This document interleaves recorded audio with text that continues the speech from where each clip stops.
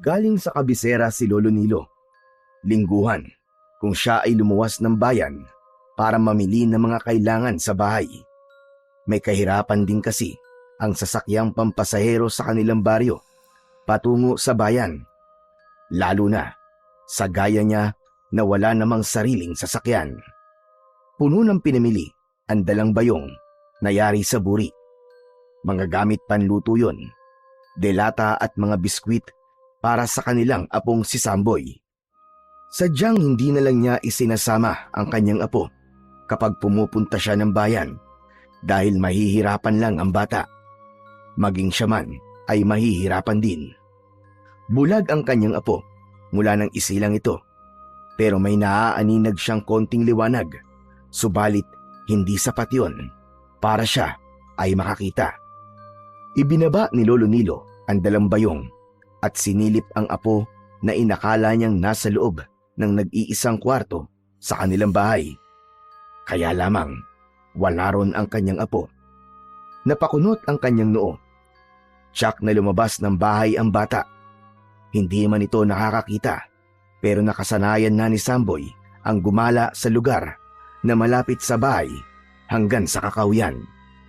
Lagi niyang dala ang kapirasong patpat na ginagamit niyang panggabay sa paglalakad upang hindi siya matalisod o mabangga. Pabihira na naman talaga, oo. Hindi na naman ako pinakinggan ni Samboy. Kabilin-bilinan ko sa kanya na huwag siyang aalis ng bahay hanggat hindi ako nakakauwi. Abay, umalis pa rin siya. Saan kaya nagpuntang matigas na ulong batang yon?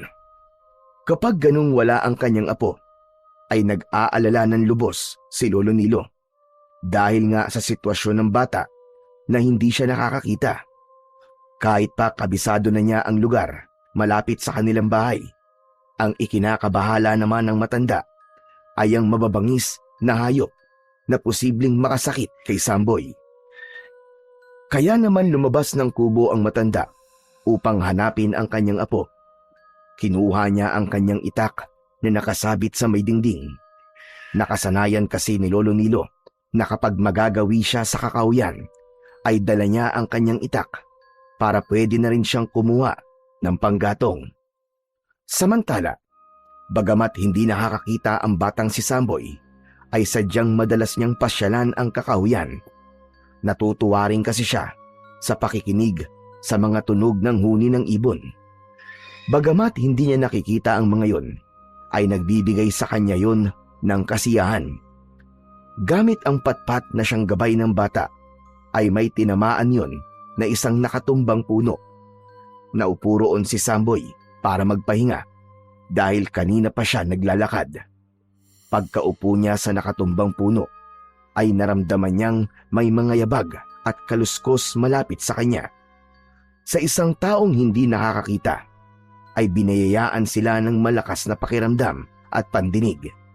Dahil yon ang ginagamit nila upang malaman kung anong meron sa kanyang paligid. Kiko? Kiko, ikaw ba yan? Kiko, pagtitripan mo na naman ako, no? Ikaw talaga, pasaway ka. Walang sumagot sa tanong ni Samboy. Saglit pang nakiramdam ang bata, pero nawala ang ingay na kanina pa niya naririnig. Bagamat dama niya na naroon pa sa kanyang paligid ang nilalang na yon, marahil hindi lang ito gumagalaw. Kiko, sinasabi ko na sa'yo huwag mo akong pagtripan. Lulukuhin mo na naman ako eh. Sige ka, ikaw din. May engkanto sa lugar na ito. Baka kung anong mangyari sa'yo kapag hindi ka pa rin nagsalita. Subalit wala pa rin siyang narinig na sagot. Nakadama na ng pagkabahala si Samboy. Kilala niya ang kaibigan. Kung bibiruin man siya nito, ay saglit lang, tapos magsasalita na. Kaya lamang, ng pagkakataong yon, ay hindi pa rin nagsasalita ang nilalang. Naramdam niyang naroon lamang sa kanyang paligid. Maya-maya pa, ay muling nakaramdam ng kaluskos si Samboy. Kasunod ay ang iba pang ingay na tila mahihinang sitsit. Minsan niya nang narinig ang tunog na yon, na ayon sa kanyang lolo ay huni ito ng isang ahas. Naku po, nalintikan na. Mukhang may ahas dito sa kinaroroonan ko ah. Paano kaya ako nito? Hindi ko naman siya nakikita. Shoo! Shoo! Huwag kang lalapit sa akin, ahas! Lumayo ka sa akin! Shoo! Shoo! Lumakas ang ingay ng ahas na pakiwari ni Samboy ay malapit na sa kinaroroonan niya. Lalong nakadama ng takot ang bata. Subalit maya-maya lang ay nakarinig siya ng komosyon at ingay ng mga paa. Wala man siyang nakikita, pero ramdam niyang may ibang tao sa harapan niya at may kung anong ginagawa. Sino ka? Anong ginagawa mo rito? Alam kong hindi ikaw ang kaibigan ko si Kiko. Sino ka? Magsalita ka! Isa akong kaibigan. Huwag ka mag-alala.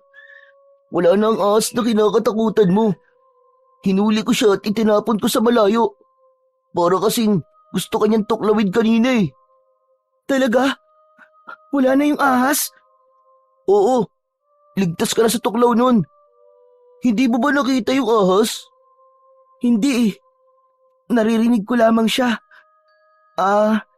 Kuwan kasi. Hindi ako nakakakita. Ay, bulag ka pala. Oo, mula lang ipinanganak ako. Salamat nga pala ah. Ang bait mo. Utang ko sa'yo ang buhay ko. Naku, wala yun. Masaya ako na tulungan kita, bata. Salamat talaga. Ako nga pala si Samboy. Ikaw, anong pangalan mo? Habang nakikipag-usap si Samboy sa batang nagligtas sa kanya sa tuklaw ng ahas, ay narinig niya ang pagtawag ng kanyang lolo Nilo. Naku, boses yun ng lolo Nilo ko ah. Hinahanap na niya ako. O sige na, Samboy. Kailangan ko nang umalis ah. Mag-iingat ka na lang sa susunod. Teka, aalis ka na? Oo, baka hinahanap na rin ako sa amin eh. O sige, kaibigan. Sandali, kaibigan. Ano nga ulit ang pangalan mo? Hindi na nasagot pa ng batang kausap ni Samboy ang tanong niya. Hindi man lang nabanggit ang pangalan. Nagmamadali na itong umalis. Tumakbo na sa kakahuyan ang bata. Natila natakot sa pagdating ng lolo Nilo ni Samboy. Ikaw talaga bata ka. Kung saan ka na naman nagpupunta. Pinag-alala mo ako. Lolo Nilo, dito lang naman po ako sa kakahuyan eh. Eh ano bang ginagawa mo rito? Pumasyal lang po, Lolo. Saka, akala ko po pupunta po dito si Kiko eh. Kaya lang, hindi pala. Hala siya, halika na. Umuwi na tayo. Sandali lang po, Lolo. May nakita po ba kayong bata kanina? Ano ka mo? Bata? Abay wala po. Ikaw lang mag-isa rito eh. Bakit? Kanina po kasi, may kasama po akong bata rito. Tinulungan pa nga po niya ako eh. Iniligtas po niya ako sa kagat ng ahas. May ahas po kasi kanina na gusto pong tumuklaw sa akin. Ano ka mo? Aba, mabuti na lamang at walang masamang nangyari sa'yo. Pero apo, wala talaga ako nakitang bata nang dumating ako dito. Gaya na sinabi mo. Hindi niyo po pala siya nakita. Iho, baka guni-guni mo lang yun. Hindi po, Lolo Nilo. Totoo pong may kasama ako dito kanina. Ano raw ang pangalan niya? Hindi ko po alam eh. Hindi po kasi niya sinabi sa akin. Bigla na lang po siyang umalis nang marinig po kayo na paparating. Ibig mo bang sabihin parang natakot siya sa akin? Ewan ko po, pero nagmamadali po siyang umalis nang marinig po kayo eh. Pero sigurado po ako mabait po siya. Kasi yun po ang nararamdaman ko habang kausap ko po siya. Saka, yun nga po, tinulungan niya po ako. Iniligtas niya po ako dun sa ahas na muntik nang tumuklaw sa akin. Kung sino man ang batang sinasabi mo, dapat lang talagang magpasalamat ka sa kanya dahil tinulungan ka niya. Kaya nga po eh. Sana po, magkita po kami uli.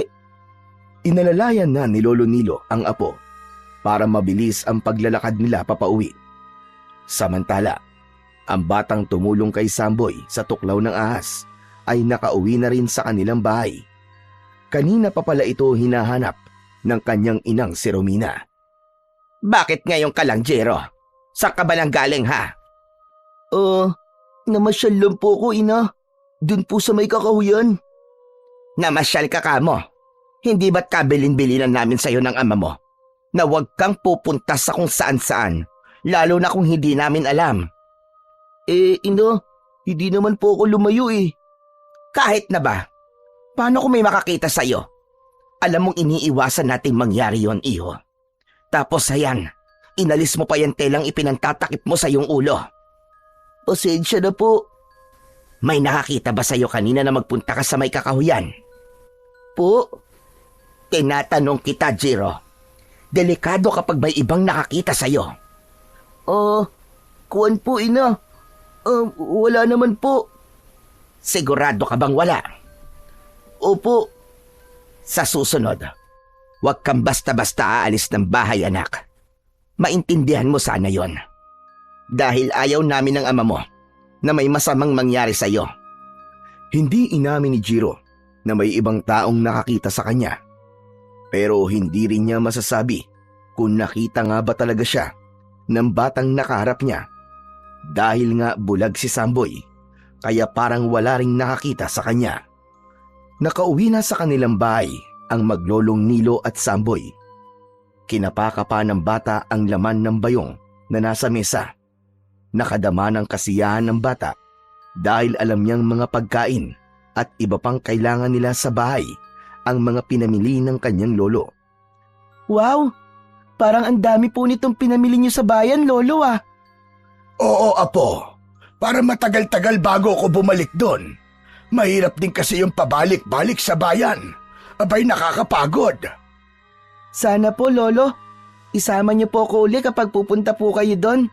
Kasi po, matagal na po yung huli niyo po akong sinama eh. Alam ko, apo. Kaya lamang pareho kasi tayong mahihirapan kapag isinama pa kita. Kaya pasensya ka na sa lolo. Okay lang po. Mabuti pa, tulungan mo na lang ako sa pag-aayos itong mga pinamili ko. Alam ko kahit bulag ka, ay kaya-kaya mo itong ayusin. Oo naman po, lolo. Kabisado ko na po kung saan ko ilalagay ang mga pinamili nyo. Si Samboy ay anak ni Rodelito, ang nag-iisang anak ni Lolo Nilo. Ulila na sa mga magulang ang bata dahil sa maagang pagkawala ng tatay at nanay nito. Namatay sa inkwentro ang anak ni Lolo Nilo na isang sundalo. Ang nanay naman ng bata ay namatay sa sakit at depresyon dahil sa pagkamatay ng asawa. Kaya mag-isang itinaguyod ni Lolo Nilo ang kanyang apo. Masaya naman siya na may apong naiwan sa kanya. Kahit wala na ang asawa niya, ay ito ang nagpapasaya sa kanya. Yun nga lang, hindi mawala-wala ang kalungkutan ni Lolo Nilo dahil sa kalagayan ng kanyang mahal na apo. Dahil isinilang ito na pinagkaitan ng paningin. Naipasuri na sa doktor ang kondisyon ng bata. At dahil nga inborn ang pagiging bulag ni Samboy, kaya ayon sa doktor, ay wala ng paraan upang makakita pa ang bata. Kung may paraan man sa kalagayan nila sa buhay na kahit isang tuka lamang, ay wala rin silang kakayahan upang maipagamot o mapa-opera ang bata. Kaya maluwag sa dibdib na natanggap na lamang ni Lolo Nilo ang kapalaran ng kanyang apo. Subalit may ipinaalam ang kapitbahay na si Betty na paraan na baka sakaling pwedeng makatulong sa kalagayan ng apo ni Lolo Nilo. Ito nga ay ang tungkol sa mutya ng ibong kwago na posibleng maging paraan upang makakita si Samboy. Nako, Betty! Kwentong barbero na naman niya sinasabi mo sa akin. Totoo nga yun, Nilo. Narinig ko yun mula pa sa lolo at lola ko na ipinasa naman mula sa kanilang ninuno. Sabi nga nila, may taglay na kapangyarihan at bisa ang mutya galing sa kwago. Ano ka mo? Mutya ng kwago? Oo. Di nga ba ang ibong kwago ay may malalaking mga mata? Tapos, kung gabi malinaw na malinaw ang kanilang paningin. Baka dahil sa katangian nyo ng ibon, malamang may bisa kay Samboy ang mutya ng kwago. Saan naman daw makukuha yon? Abay siyempre, sa kwago. Ang ibig ko sabihin, saan ako makakakita? Mahirap kasi makakita ng ganong ibon. Saka alam mo namang, sa gabi lang sila lumalabas dahil hirap sila lumipad kung araw. Mahina ang paningin nila sa liwanag at masakit sa kanilang mata ang sikat ng araw. Pero kung yun naman na makakatulong sa apo mo, bakit hindi mo subukan? Abay kung sa bagay, tama ka dyan. Mahirap man makahanap ng ganyang ibon. Dapat ay magtaga ka. Sabi nga, kapag gusto, merong paraan. Kung ayaw, maraming dahilan. Pero dahil gusto ko, gagawa ako ng paraan, Betty. Tama ka doon. Kung gusto mo, samahan pa kita sa paghahanap ng ibong kwago. Hindi na kailangan, Betty. Baka mamaya kung ano pa mangyari sa'yo, di kasalanan ko pa.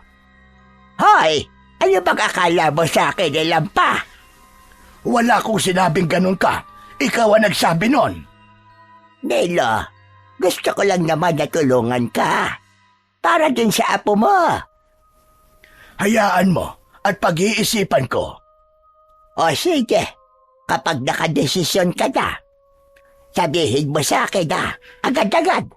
Sasamahan kita sa paghahanap ng kwago para makuha natin ang kanyang mutya. Nasa bahay na si Lolo Nilo at oras na ng pahinga pero hindi pa rin siya dalawin ng antok. Hindi niya makalimutan ang sinabi sa kanya ni Betty na baka nga matulungan si Samboy ng mutya na maaaring makuha sa ibong kwago. Kung sakaling totoo man ang sinabi ni Betty at makakuha ako, siguradong magiging malaking tulong yung kay Samboy. Tiyak magiging masaya ang aking apo. Buo ang pag-asa ni Lolo Nilo na sana nga'y totoo ang tungkol sa mutya ng kwago. Natutulog ang apong si Samboy at pinagmamasdan ang bata. Wala siyang ibang hinangad kundi ang makabubuti para sa kanyang pinakamamahal na apo. Sa kabilang dako, sa lugar na kinaroroonan ng batang si Jiro, ay nag-uusap ang mga magulang nito na sina Romina at Arsenio tungkol sa kanilang anak, ang paksa ng kanilang usapan. Hindi mo dapat basta hinahayaang lumabas at nagpupunta kung saan-saan ang bata, Romina. Ay nako, Arsenio. Yun na nga eh. Yun ang paulit-ulit kong bilin sa kanya. Pero minsan nagiging pasaway. Alam mo naman ang kalagayan niya. Hindi siya katulad ng ibang bata. Iba ang itsura ni Jiro. Baka katakutan siya at kung ano ang gawin sa kanya. Hayaan mo. Lagi kong ipapaalala sa kanya na huwag siyang lumabas. Isa pa, bago lang tayo sa baryong ito, hindi pa natin ganap na kilala ang takbo at utak ng mga taga rito. Siya nga pala, Arsenio. Ano palang balita sa lakad mo? Hanggang ngayon, nagbabakasakaling baka narito nga siya. Yun ang sabi, hindi ba? Sa lugar na matatagpuan ang hinahanap mo. Sana nga, dahil ibig ko na rin matapos ang lahat. Dinala ng pagkakataon ang mag-asawa sa Baryo Monteclaro dahil may mahalagang bagay silang dapat bigyan ng katuparan. Sa baryong yun, naroon ang katugunan sa lahat ng tanong sa isipan ni Arsenio upang matapos na ang matagal ng panahong paghahanap nila. Matagal ko na rin inaasam-asam ang katahimikan, Romina. Alam ko naman yon, Arsenio. Para din yun sa ating nag-iisang anak. Ayokong habang buhay siya manatili sa kalagayan na itinatago natin siya. Hangad ko ang mas maayos na buhay para kay Jiro. Sana nga'y dito na natin makita ang solusyon sa lahat ng yon, Arsenio. Sadyang mahalaga ang dahilan ng paninirahan ng mag-asawang Arsenio at Romina kasama ang anak na si Jiro sa Baryo Monteclaro at kailangan mamalagi sila roon hanggat hindi nila nagagawa ang tunay nilang pakay.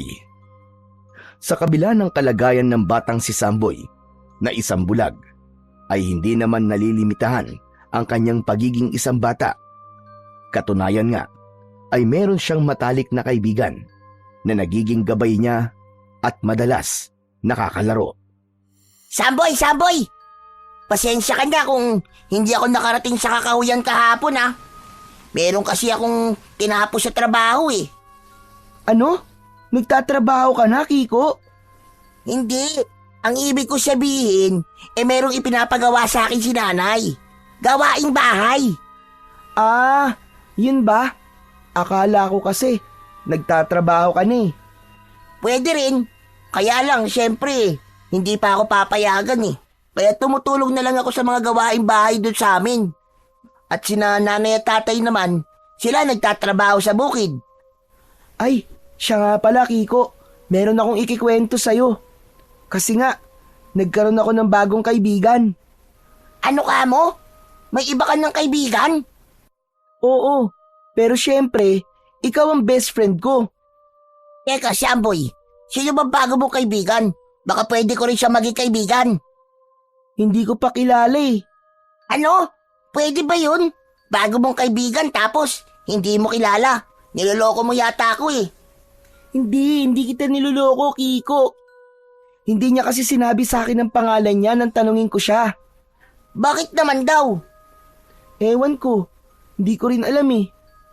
Tapos, kaibigan mo na kagad. Hindi mo pa nga alam yung pangalan eh.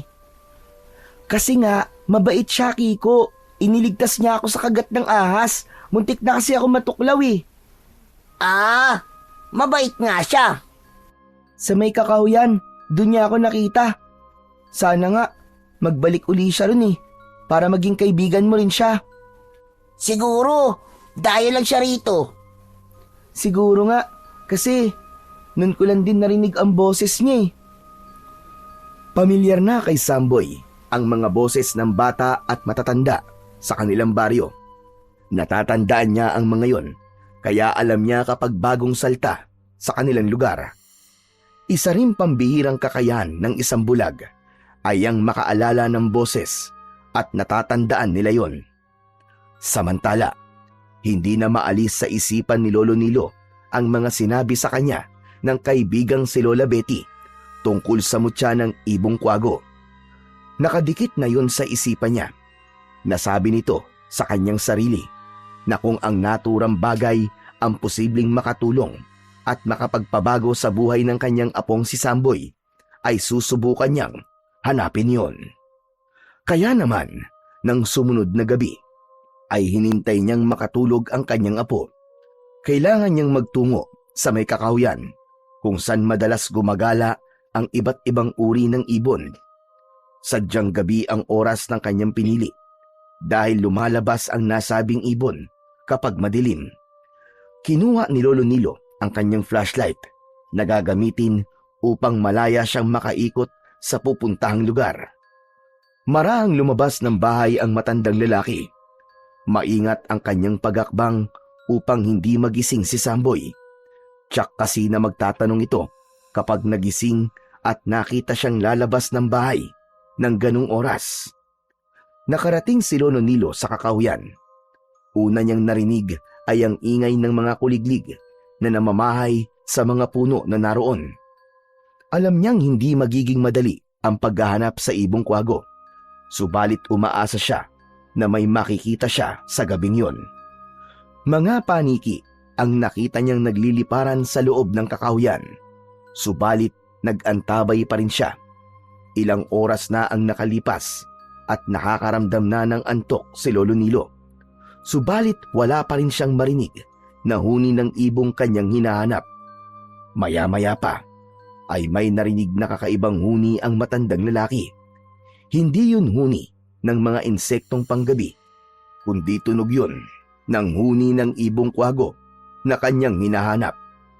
Madaling matiyak ang huni nito dahil kakaiba sa karaniwang ibon.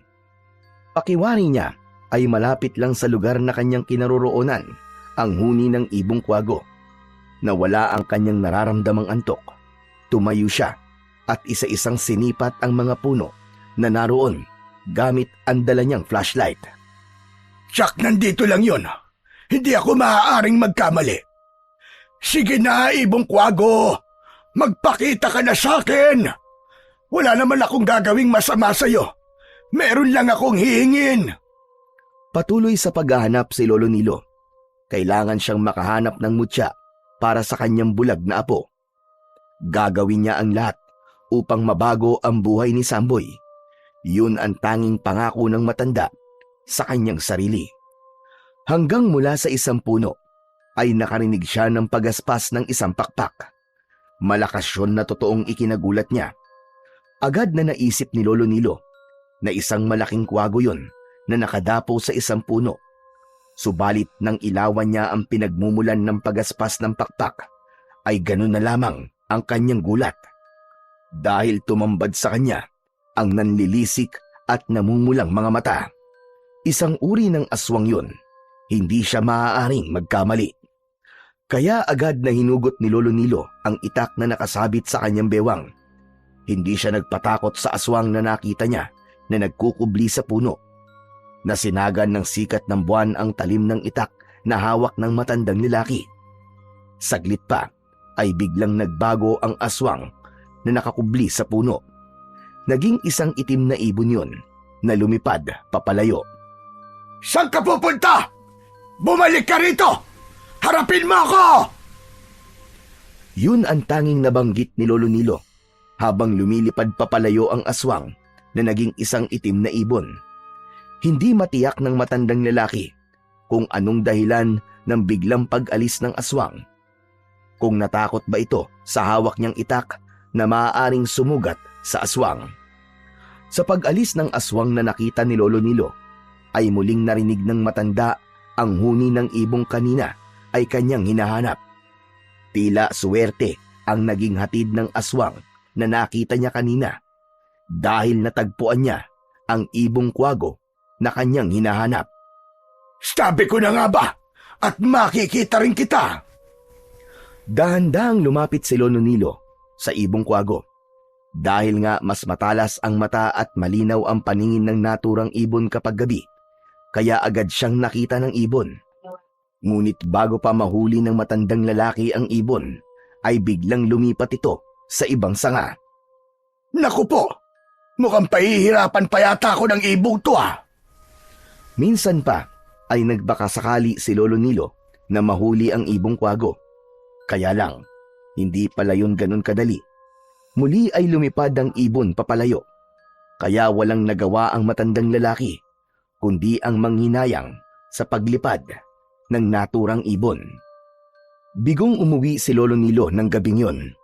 Magmamadaling araw na nang sapitin niya ang kanyang bahay. Nagising pa ang kanyang apo nang maupo ang matanda sa tabi ng higaan ng bata. Lolo, gising pa po kayo? Oo, apo. Sige na. Ituloy mo na ang pagtulog mo. Lolo Nilo, umalis po ba kayo? Ha? Ay, hindi. Hindi ako umalis. Talaga po? Kasi po pakiramdam ko, umalis po kayo eh. Kuwan, may pinuntahan lang ako sa labas. May narinig kasi ako kanina. Akala ko kung may anong ligaw na hayop sa labas natin. Matulog na po kayo, Lolo. Baka po magkasakit pa po kayo kung di po kayo matutulog ng maayos. Sige, salamat. Salamat sa pag-aalala mo, apo. Sige na, matutulog na ako. Kaya't bumalik ka na sa pagtulog mo para lumaki ka pa.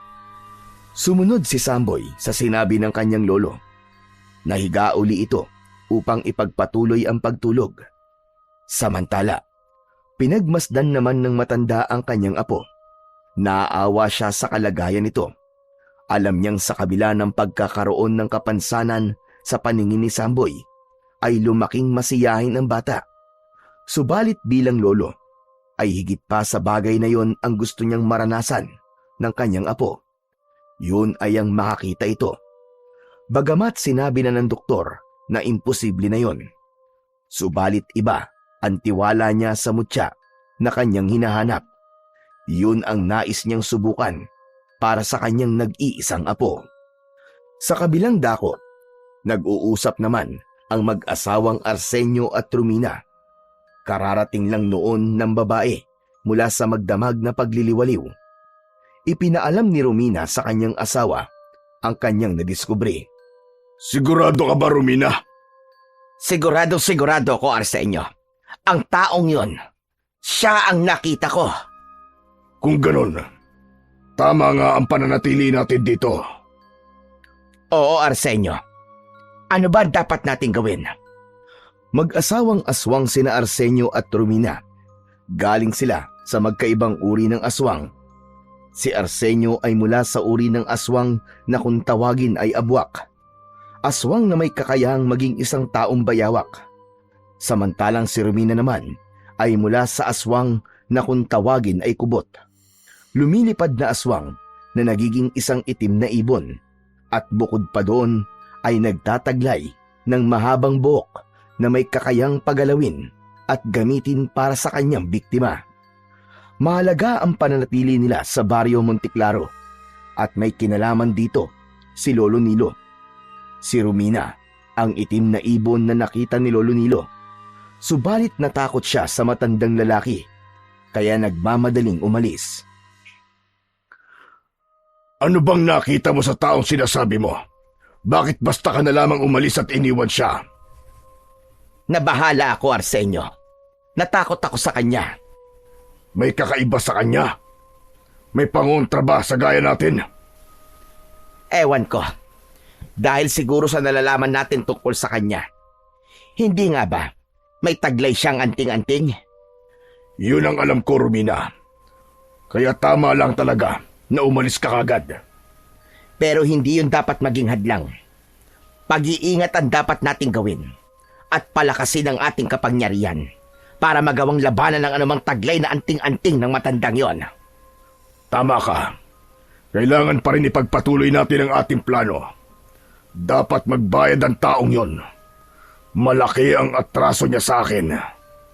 Natitiyak kung malapit lang sa lugar na pinuntahan ko kagabi ang tirahan ng matandang yon. Kung ganon, yun ang dapat kong malaman. Lumipas ang magdamag. Bagamat atrasado na rin natulog si Lolo Nilo, ay maaga pa rin siyang nagising kinabukasan. Gumawa siya ng apoy sa kusina gamit ang palito ng posporo. Nang makagawa ng apoy, ay naglagay ng tubig sa takure upang pakuluan yon.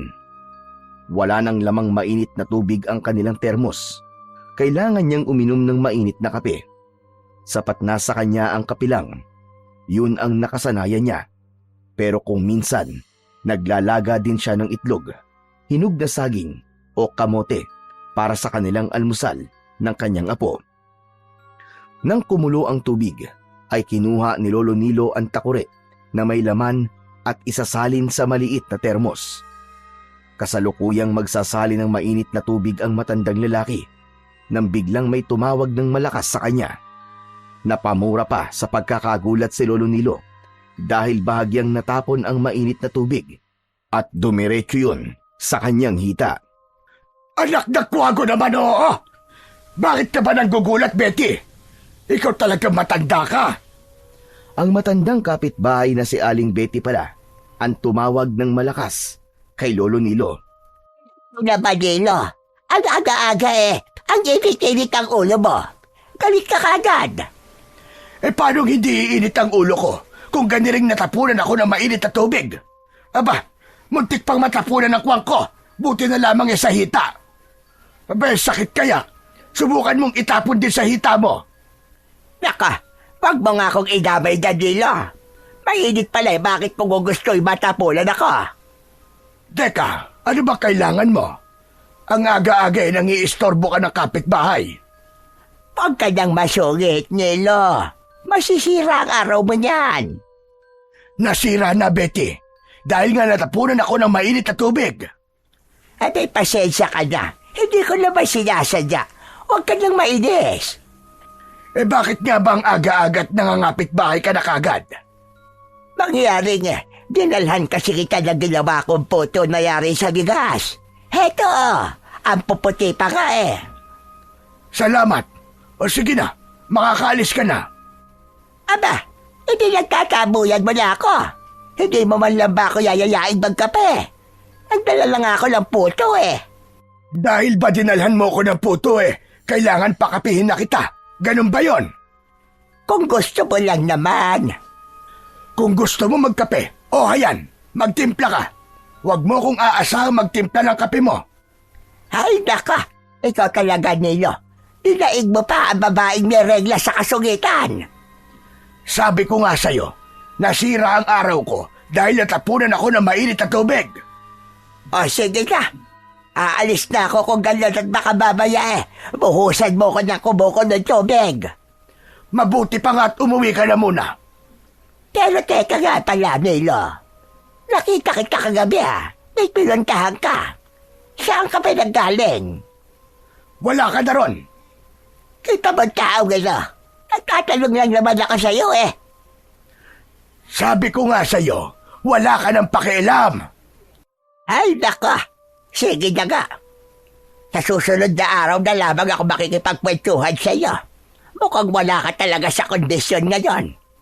Kundi ang gusto mo lang ay maging masungit. Bahala ka sa buhay mo. Diyan ka na. Tumalikod na ang matandang babae. Hindi na muna niya kakausapin si Lolo Nilo dahil mainit ang ulo nito. Naisip niyang kasalanan din kasi niya dahil nagulat ang matandang lalaki nang bigla niya itong tawagin. Napangiti na lamang si Aling Betty na nagpatuloy sa paglalakad pauwi sa kanyang bahay. Napapailing na lamang si Lolo Nilo nang makaalis na ang matandang babae. Natatawa na lang din siya dahil sa ipinakita niyang kasungitan sa matandang babae. Pero ganun pa man, ay binigyan pa rin siya ng ginawa nitong puto. Marami-rami din ang putong ibinigay ng kapitbahay, sapat para maging almusal nila ng kanyang apo. Nagising na rin si Samboy at niyaya na ni Lolo Nilo na kumain. Nagtimpla siya ng kape para sa kanilang dalawa. Sanay na sa pag-inom ng kape ang bata. Palibhasa, yun kasi ang madalas bilhin ng matandang lalaki. Paminsan-minsan lang bumili ng gatas kapag may sobrang pera. Pagkatapos mag-almusal, ay nagbilin si Lolo Nilo kay Samboy na manatili sa bahay. Huwag itong lalabas dahil meron siyang pupuntahan. Pumayag naman ang bata, kaya agad na naghanda ang matanda upang bumalik sa kakahuyan. Babalikan niya ang ibong kwago na nakita niya nung nakaraang gabi. Natitiyak niyang dun lang yun namamalagi. Marahil nga ay natutulog pa ito kapag araw. Kaya yun ang tamang pagkakataon upang mahuli niya yon. Nang makarating na sa kakahuyan si Lolo Nilo, ay iba't ibang huni ng ibon ang doon ay kanyang naririnig. Maliwanag ang lugar na yon at maraming puno. Kaya maraming ibong ang doon ay tumatambay. Ang iba ay gumagawa pa ng pugad sa matataas na sanga ng mga puno. Subalit kakaiba ang huni ng ibong kwago na agad na umagaw ng kanyang pandinig. Kaya pilit niyang hinanap yon. Tila kinakasihan siya ng pagkakataon dahil agad niyang nasumpungan ang hinahanap na ibon. Nakadapo ito sa isang sanga. May kalakihan ng ibon na yon kesa sa pangkaraniwang nakikita niya. Dahan-dahang lumapit sa naturang ibon si Lolo Nilo. Naramdaman naman ng ibon ang paglapit niya, subalit hindi siya nakita nito. Tama nga ang hinala niya na kapag araw, lalo na't matindi ang sikat ng araw, ay hirap na makakita ang ibong kwago. Kaya walang kahirap-hirap na dinakma ni Lolo Nilo ang paa ng ibon. Nagkakakawag ang paa nito at nagpupumilit na lumipad. Tama na! Tama na! Huwag mo nang ikampay ang mga pakpak mo. Mapapagod ka lamang. Hindi ka makakalipad dahil hawak ko ang iyong paa. Kinakausap ni Lolo Nilo ang hayop na parabang naiintindihan siya nito. Subalit wala pa rin tigil sa pagkampay ang pakpak ng ibon. Kaya hinawakan na rin ng matandang lalaki ang katawan ng ibon. Sa pagkakahuli ng matanda sa ibong kwago, ay tila nagdulot yun ng takot sa ibang mga ibon na namamahay sa mga puno. Dahil nagsiliparan ang mga ito, hindi niya maunawaang kung natakot nga ba ang mga ibon o humihingi lamang ng saklolo dahil sa ginawa ng matandang lalaki. Subalit bago pa bumalik ang mga ibong nagsiliparan kanina, ay nagpasya na ang matanda na umuwi, dala ang nahuling ibon. Nagtataka na may kasiyahan si Samboy nang umuwi ang kanyang lolo na may dalang ibong kwago. Hindi man yun nakikita ng bata, pero ramdam niya na tila nakakatuwa ang ibong inuwi ng kanyang lolo Nilo. Lolo, maaari ko po bang mahawakan po ang ibon? Abay, oo naman na po. O heto, hawakan mo para malaman mo kung anong itsura nito at mararamdaman mo kung gaano kalambot ang kanyang balahibo. Hala, nakakatuwa po pala hawakan ng ibong to, Lolo. Pero Lolo, ano po bang tawag sa ibon na to? Kuwago ang tawag sa kanya, apo. Pero hindi siya pangkaraniwang ibon, kundi namumukod-tangi siya. Ano pong ibig niyong sabihin na namumukod-tangi po ang ibong ito? Dahil siya ang ibon na malinaw ang paningin kung gabi. Kung araw naman ay hirap siyang makakita. Hala, ganun po ba? Ibig sabihin, ibong panggabi po ang kwago. Ito po pala yung ibon na naririnig natin kapag gabi. Ganun na nga, apo. Bakit po kayo humuli nito, Lolo Nilo? Ano pong gagawin niyo po sa kanya? Kasi, kawawa naman po siya. Baka hinahanap na po siya ng pamilya niya. Kung nanay po ang ibon na to, tsak, naghihintay po sa kanya mga anak niya. Apo, hindi ko yan hinuli para paglaruan at alagaan lang, kundi para din sa'yo. Ano po? Para po sa akin, Lolo Nilo? Oo, apo, para sa'yo. Dahil may mahalagang bagay tayong kailangan sa ibon na yan. Isang lumang hawla na yari sa alambre ang kinuha ni Lolo Nilo na matagal nang nakatambak. Nilinis yon at doon niya ikinulong ang nahuling kwago. Wala kasing ideya ang matanda kung saan at paano ba makukuha ang mutya na sinasabi na posibleng ibigay ng nasabing ibon. Lalo na't hindi naman lahat ng kwago ay maaaring magbigay noon, kundi magbabakasakali lamang si Lolo Nilo. Pansamantala niyang inalagaan ang kwago na nakakulong sa hawla. Humanap rin siya ng pagkain nito. Napag-alaman niya na maliliit na daga, palaka, isda at butiki ang kinakain ng naturang ibon. Kaya yun ang ibinigay ni Lolo Nilo. Ilang araw nang inaalagaan ng matandang lalaki ang kwago nang makita ito ni Aling Betty na napasyal sa bahay ni na Lolo Nilo.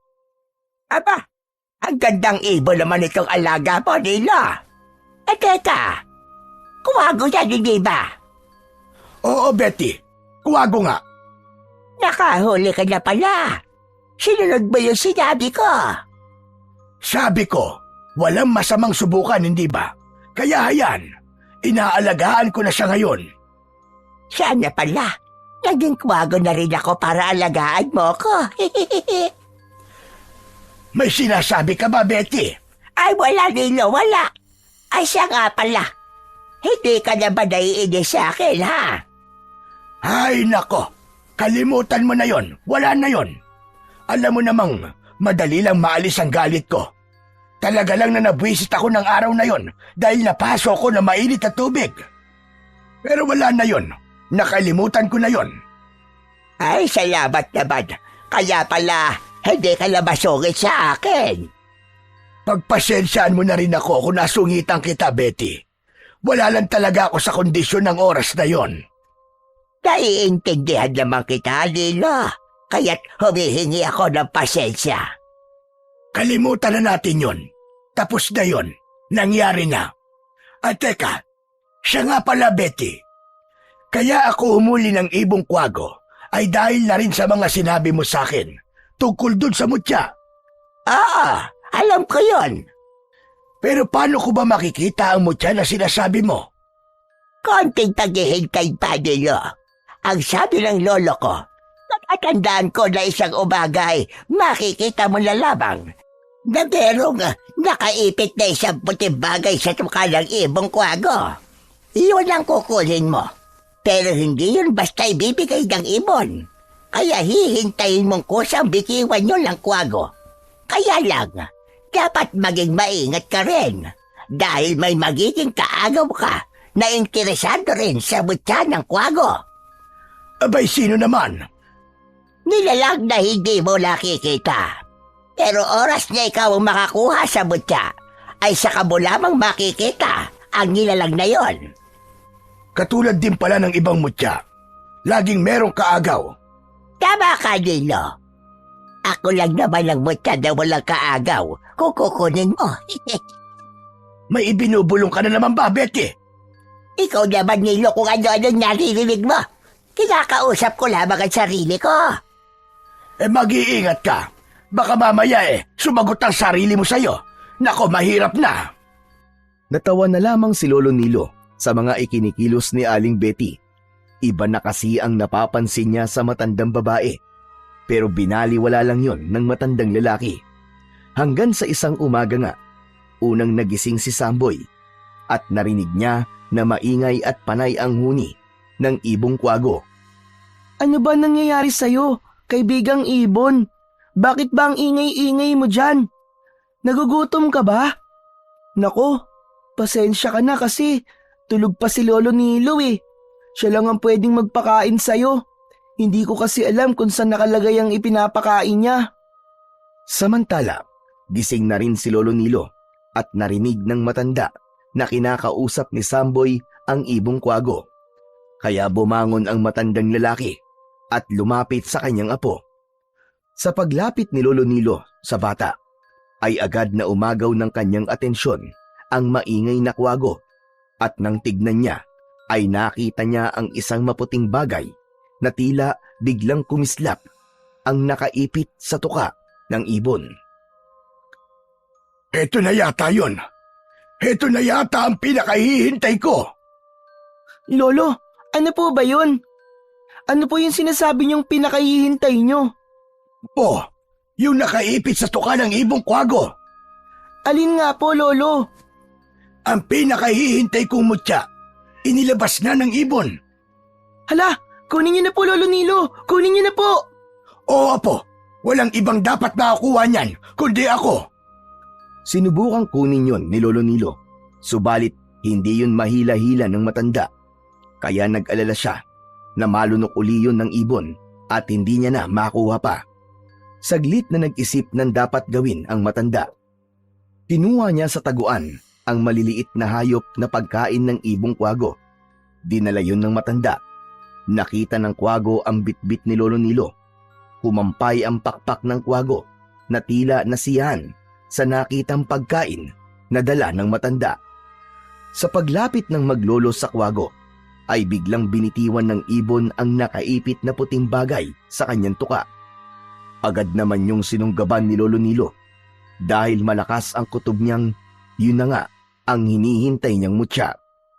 Kasabay ng pagkakakuha ni Lolo Nilo sa puting bagay na binitiwan ng ibon, ay isang malakas na suntok ang naramdaman ni Lolo Nilo. Muntik nang matumba ang matandang lalaki sa lakas ng pagkakasapak sa kanya. Aray ko! Sino ka? Bakit ka nananakit? Nagtatakang nakatingin lamang si Samboy sa kanyang Lolo Nilo. Dahil sa nangyari kay Lolo Nilo, ay naalala niya ang sinabi ni Aling Betty. Normal na may manakit sa kanya, pero hindi niya basta makikita. Kaya ikinusot ni Lolo Nilo ang hawak na puting bato sa kanyang mga mata. Nanlaki ang mga mata at nang hilakbot ang matandang lalaki dahil sa kanyang nakita. Nakakatakot at may malaking bunganga na puno ng maliliit subalit matutulis na ngipin ang nilalang nakaharap niya. Ito na nga kaya ang aagaw sa kanya ng mutya ng kwago. Kaya naging maagap si Lolo Nilo. Bago pa siya balikan at saktan uli ng naturang nilalang, ay agad na umigkas ang kamao ng matandang lalaki at tumama ito sa muka ng halimaw. Nakakatakot ang itsura ng halimaw na nakita ni Lolo Nilo. Kaya lamang, mahinang klase pala ito ng halimaw. Mas malakas manakot kesa ang makipaglaban. Bumulagta ang halimaw sa lupa dahil sa sapak ng matandang lalaki. Nilapitan ito ni Lolo Nilo upang tapusin na, subalit bigla itong naglaho. Nagpalinga-linga pa siya sa paligid na baka nagtatago lang yon. Subalit talagang wala na ang naturang nilalang. Kasiyahan ang naramdaman ni Lolo Nilo dahil alam niyang yun na ang sagot sa paghahanap niya sa mutya ng kwago na gagamitin niya para matulungang makakita ang kanyang apo. Ang mga pangyayari ay nakita ni Samboy, subalit nananatiling tahimik lang ang bata. Gumawa ng isang maliit na supot na yari sa balat ng hayop si Lolo Nilo.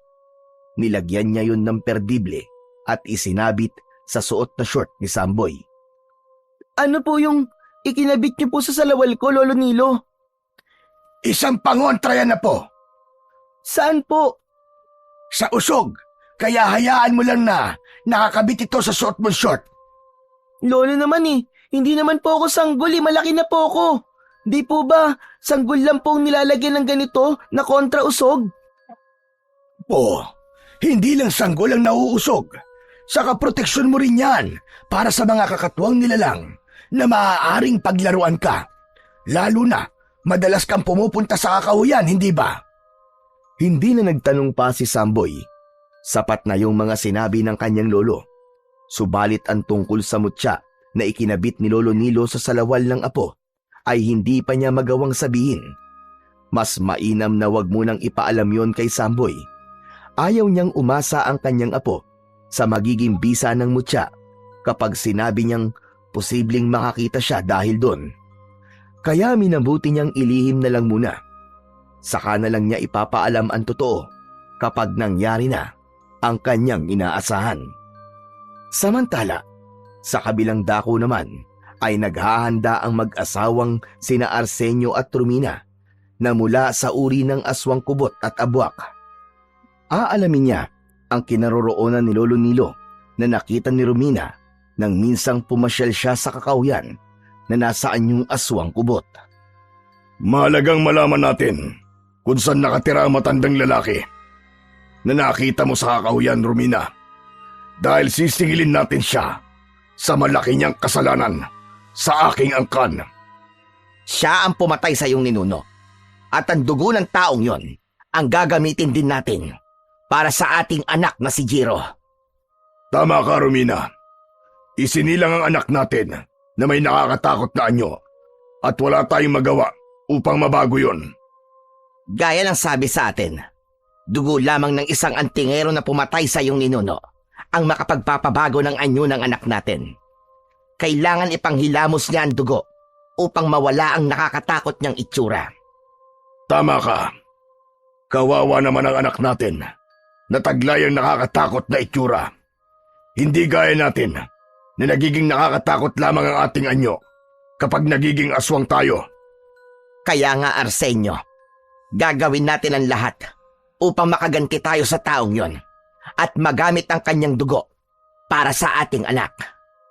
Naghahanda na sa pag-alis ang mag-asawang aswang nang makita sila ng kanilang anak na si Jiro. Ama, ina, saan po kayo pupunta? May mahalagang bagay lang kaming dapat gawin, anak. Gusto ko po sumama sa inyo. Hindi maaari, anak. Mas mainam kung dito ka na lamang sa bahay natin. Pero ama, ibig ko pang sumama sa inyo eh. Jiro, anak, huwag nang matigas ang ulo mo. Mapanganib kung sasama ka sa amin. Huwag nang matigas ang ulo, Jiro. Kasi po, lagi na lang po akong bawal lumabas ng bahay. Nakakainip na rin po dito eh. Gusto ko po magkaroon ng maraming kaibigan. Anak, kaya nga kami aalis ng iyong ama dahil maghahanap kami ng paraan upang mabago na ang iyong itsura. Para sa ganun, ay magawa mo na ang gusto mo, anak. Makakalabas ka na kahit anumang sandaling naisin mo dahil wala nang matatakot sa'yo. Gusto mo yun, hindi ba? Opo, ama. Pero, meron na po ako naging kaibigan eh. Baka pwede po ako makipagkita ulit sa kanya. Pero anak, Ina, hindi po siya nakakakita, bulag po siya. Kaya alam ko pong hindi po siya matatakot sa akin. anak, saka na lang natin pag-usapan ang bagay na yan. Ang mahalaga ngayon ay makaalis na muna kami ng iyong ama.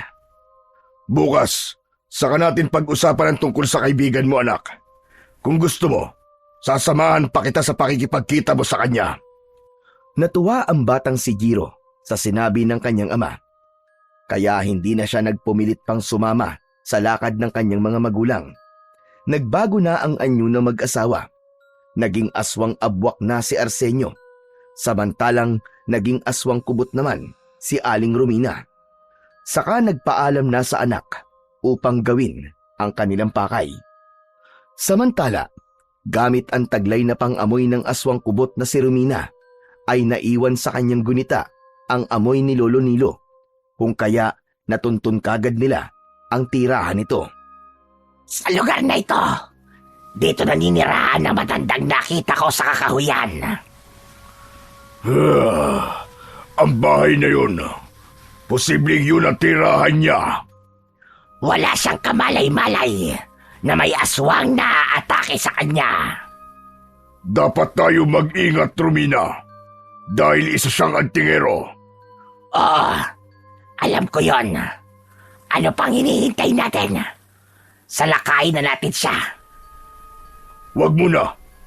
Dapat makiramdam na muna tayo at magmanman. Isa pa, kailangan natin ng buhay ang matandang yon dahil sa dugo niya. Ang dugo ng antingero ang makakaalis sa nakakatakot na anyo ni Jiro. Samantala, sa loob ng bahay ni Lolo Nilo at Samboy, nagising ang bata dahil nauuhaw ito. Kumakapapa ito na bumangon upang magtungo sa kusina. Kaya lamang, hindi niya mahagilap ang patpat na kawayan na kanyang ginagamit. Pero tumuloy pa rin siya sa kusina dahil kabisado naman niya ang bawat lugar sa loob ng bahay. Kaya nagtungo ito roon upang uminom ng tubig. Pabalik na siya sa kanyang higaan nang magising ang kanyang Lolo Nilo.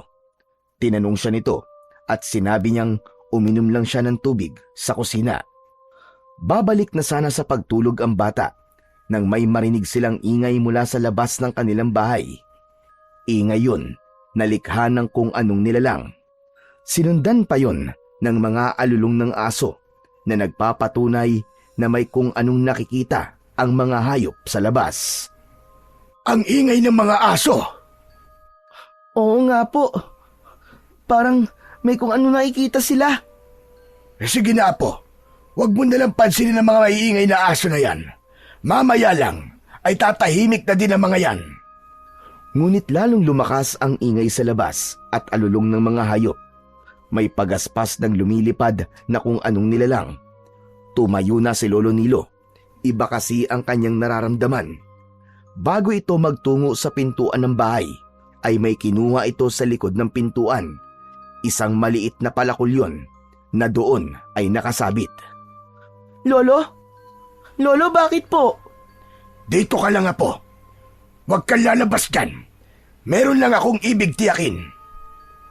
Lolo, mag-iingat po kayo ha. Lumabas na ng bahay si Lolo Nilo upang tignan kung saan ba nanggagaling ang ingay.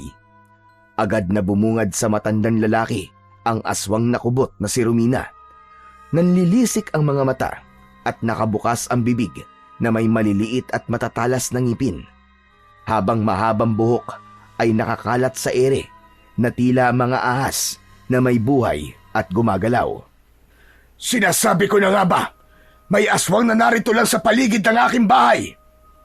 Matagal ka na naming hinahanap at dinala kami ng tadhana sa lugar na ito upang pagbayarin ka, tanda. Ano ba sinasabi mo? Wala akong atraso sa kahit na kaninong aswang. Nagsisinungaling ka ba talaga? Hindi ako nagsisinungaling dahil wala akong maalala na meron akong inargabyado. Tama na. Huwag ka na magkunwari pa. Tikman mo na lamang ang galit ng isang aswang na kubot na tulad ko. Nagsipaggalawan ang mahahabang buhok ng kubot at ito ay lumingkis sa braso, sa liig at sa katawan ng matandang lalaki. Anong ginagawa mo sa akin? Pakawalan mo akong aswang ka! Huwag mo akong lingkisin gamit ang mga buhok mo! Ganyan ako yumakap, tanda. Ang mahabang buhok ko ang aking ginagamit. Sa pagkakataong yun, ay nanonood lamang ang aswang na abwak na si Arsenio na nasa anyo ng isang bayawak. Ayaw niyang pakialaman ang ginagawa ng asawang aswang. Dahil unti-unting humihigpit ang pagkakapulupot ng mga buhok ng aswang kubot sa katawan ni Lolo Nilo, kaya nagpursigi ang matanda na ikilos ang kanyang kamay na may hawak na palakol. Pilit nitong pinuputol ang buhok ng aswang kubot na nakapalupot sa kanyang katawan. Sa bawat pagputol ng matandang lalaki sa buhok ng aswang kubot ay pumapalahaw ito dahil nasasaktan. Samantala, ang palahaw ng aswang kubot ay naririnig ni Samboy na nasa loob ng bahay. Dahil sa lakas ng sigaw ng aswang ay napatayo ang bata mula sa pagkakaupo at nagtuloy-tuloy sa pintuan ng bahay. Hindi napansin ni Samboy na hindi niya kinailangan ng anumang patpat o gabay upang pumunta sa may pintuan, kundi tuloy-tuloy lamang siyang nagpunta roon na walang anumang nababanggang gamit sa bahay. Pagdating sa pintuan ay buong pagtataka ni Samboy dahil sa kabila ng madilim na gabi ay meron siyang nakikita. Malinaw na nakita niya ang kanyang lolo habang nakikipaglaban ito sa aswang kubot. Ganun na lamang ang pagkagulat at takot ni Samboy. Tama na yan! Tama na! Maawa ka sa lolo ko! Dahil sa lakas ng sigaw ni Samboy ay napahinto ang aswang kubot sa pakikipagpambuno kay Lolo Nilo. Bagamat naroon ng takot, ay lumapit ang bata upang tulungan ang lolo na alam niyang nasa panganib. Lolo! Tutulungan ko po kayo! Samboy, Apo! Huwag kang lalapit dito! Huwag! Lumayo ka, Apo! Huwag kang lalapit sa aswang! Pero lolo, hindi ko po kayo pwedeng pabayaan! Apo, makinig ka sa akin! Hayaan mo na ako! Kaya ko ito! Habang nangyayari ang mga ganong bagay, ay walang kaalam-alam ang maglolo na may pagbabago na hindi nila napapansin. Dahil nakakakita na si Samboy at natutunghayan ito ang mga nagaganap sa kanyang Lolo Nilo. Hindi rin namamalayan yun ng bata na nakakakita na siya dahil nangingibabaw sa kanya ang takot at pagkabahala sa mga nangyayari. Samantala, habang nanonood ang aswang na abwak na si Arsenio, ay may kakaiba siyang naramdaman. May kung anong enerhiya na tumutulak sa kanya at taglay yun ni Samboy. Napatingin ng aswang abwak sa bata at gamit ang kanyang mga mata bilang aswang na nasa anyong bayawak ay nakita nito ang kakaibang kislap ng mutya na nakasabit sa short ng bata. Napaurong ang taong bayawak. May hindi magandang pakiramdam ang hatid nun sa kanya. Ganon din ang nararamdaman ng aswang kubot na si Romina. Tila nanghina ang lakas ng mga buhok niyang gumagalaw na parang ahas. Unti-unting kumalas ang pagkakapulupot nun kay Lolo Nilo. Dahil sa kakaibang pakiramdam na yon, ay nagsipulasan na ang mag-asawang aswang. Hindi nila kayang matagalan ang lugar na yon dahil sa kakaibang enerhiya na kanilang nararamdaman. Ang enerhiyang yon ay inilalabas ng mutya ng ibong kwago na naroon kay Samboy. Samantalang wala namang kaalam-alam ang bata sa bagay na yon. Nang ganap nang mawala ang mag-asawang aswang, ay nagmamadaling nilapitan ni Samboy ang kanyang Lolo Nilo na hawak pa ang liig at hinahaplos yun. Bakit po, lolo? Masakit po ba ang leg nyo? Konti lang, Apo, dahil sa pagkakapulupot ng buhok ng aswang kubot na yon. Nakita ko nga po kanina, Lolo Nilo, kung paano po humiyaw ang aswang dahil sa ginagawa niyo pong pagputol sa kanyang mahabang buhok. Saglit na natigilan si Lolo Nilo sa sinabi ng apong nasa harapan niya. Teka, ano ulit? Ano sinabi mo, Apo? Nakita mo ang ginawa ko sa aswang? Opo, Lolo Nilo. Hala, Lolo Nilo, nakikita ko po kayo. Nakakakita na po ako. Oo nga, Apo. Kaya nga nagtataka ko sa mga sinabi mo. Ang totoo, kanina ka pa nakakakita nang lumapit ka kanina para tulungan ako. Opo, Lolo, tama po kayo. Dahil nakita ko po lahat, napanood ko po ang mga nangyari kanina. Kung ganon, nakakakita ka na nga, Apo. Mabisa nga pala at totoong may kakaibang kapangyarihan ng mutya. Ano? Mutya po? Oo, Apo. Ang mutya ng ibong kwago na nasa iyo. Tignan mo ang nakaperdible sa short mo na ikinabit ko. Kinapa ni Samboy ang sinasabi ni Lolo Nilo. Nakita nga niya ang maliit na supot na nakaperdible. Kinuha yun ng bata. Ito po ba, Lolo Nilo? Ang sabi niyo po sa akin, kontra po to sa usog.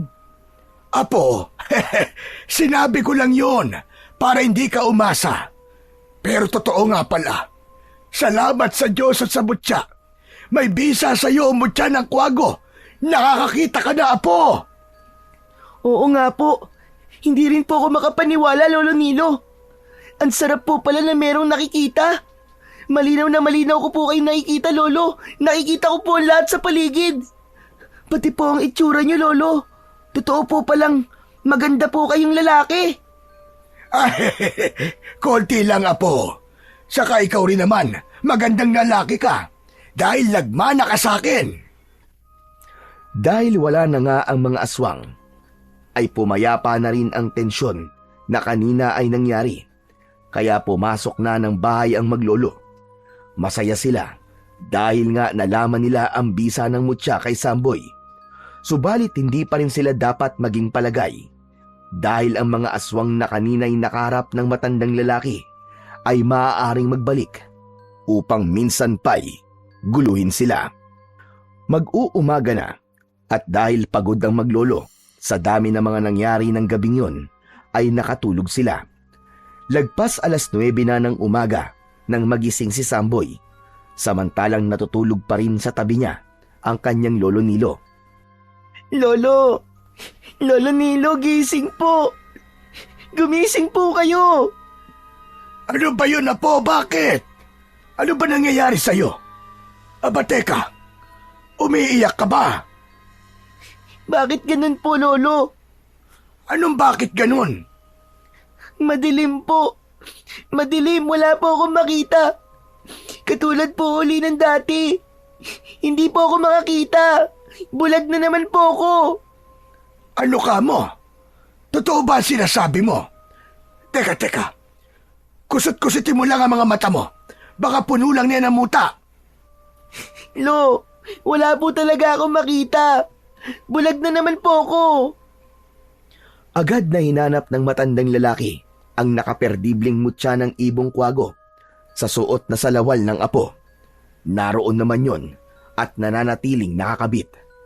Aba, nariyan naman ang mutya. Pero bakit ganun? Bakit wala ka uling makita?